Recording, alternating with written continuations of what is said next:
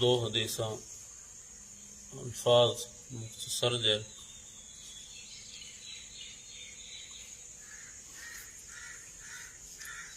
لیکن کریم آقا صلی اللہ تعالی علیہ وسلم نے جڑی الفاظ ارشاد فرمائے نے پتہ نہیں کیا کچھ آخری دن میں حضرت ابو ہریرہ رضی اللہ تعالیٰ عنہ فرماتے ہیں کریم آقا صلی اللہ علیہ وسلم ارشاد فرمایا کہ جس نے نصیحت کی اللہ تعالیٰ کے لیے، جس نے نصیحت کی اللہ تعالیٰ کے لیے، پہلی سمجھ آ رہی؟ جی چلو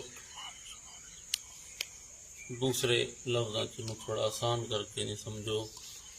کہ جس نے کسی کو اچھائی کی طرف لگایا اللہ تعالیٰ کے لیے، جی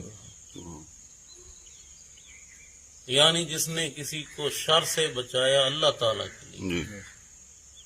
سیدھی راہ پہ لگایا اللہ تعالیٰ کے لیے، تو اللہ تعالیٰ جل شانہ اسے 3 خصلتوں سے نوازتا ہے۔ جی جس نے کسی کو سیدھے راہ لایا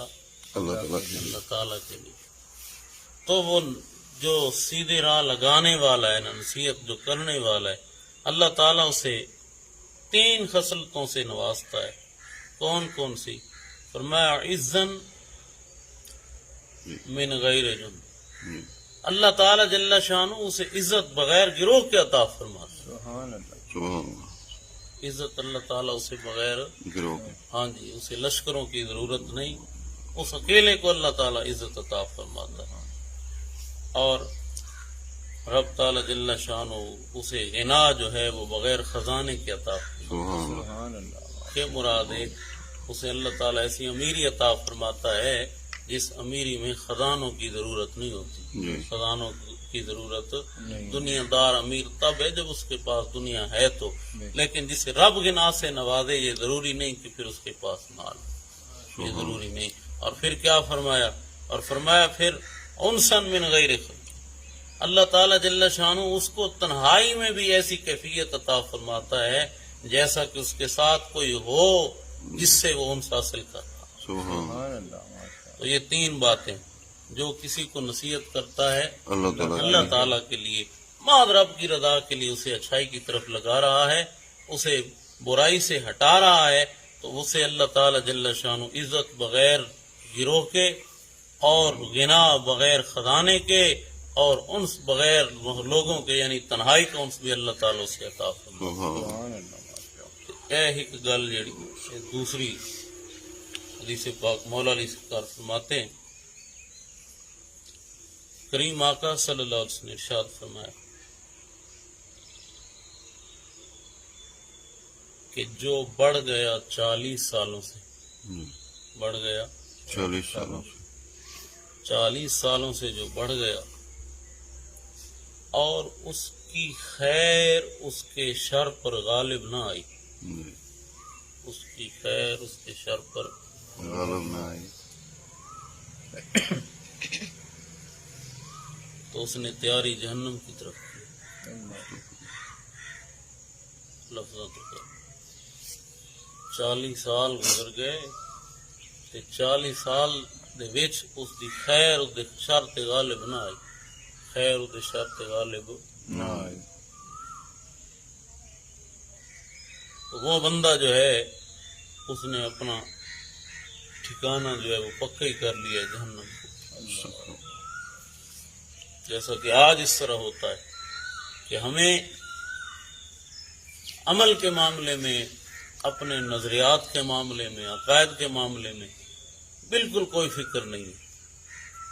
پہلی چیز جو عقائد ہے، عقائد جو ہیں ان کے لیے ضروری ہے ہر گھڑی آپ کو فکر میں رہنا کہ عقائد کے معاملے میں کوئی ایسی بات آپ کے اندر چلی گئی ہے جس نے سارا بگاڑ پیدا کر دیا، لیکن نہ اعمال کی طرف معاملے میں بھی،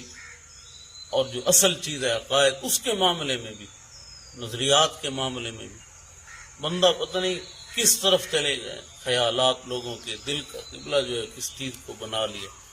اور یہ بات دیکھو کہ جس کے 40 سال ہو گئے ہیں عمر پہ اور اس مسلمان کی خیر جو ہے اس کے شر پہ غالب نہ آئے تو اس نے تیاری جہنم کی ہے۔ اس نے سامان تیار جہنم کا کیا ہے۔ محبوب پاک صلی اللہ تعالی علیہ وسلم کے غلاموں، اللہ تبارک و تعالی جل شانہ ہمیں تمام فتنوں سے محفوظ فرمائے۔ اپنے پیارے محبوب صلی اللہ تعالی علیہ وسلم کو صدقہ تمام فتنوں سے محفوظ فرمائے۔ اور فتنے جو ہیں ان کو ہر بندہ پہچان نہیں سکتا۔ ہاں جی، وہ بندہ آگے نا بھائی فتنے نو میں پہچان لے سا، نہیں،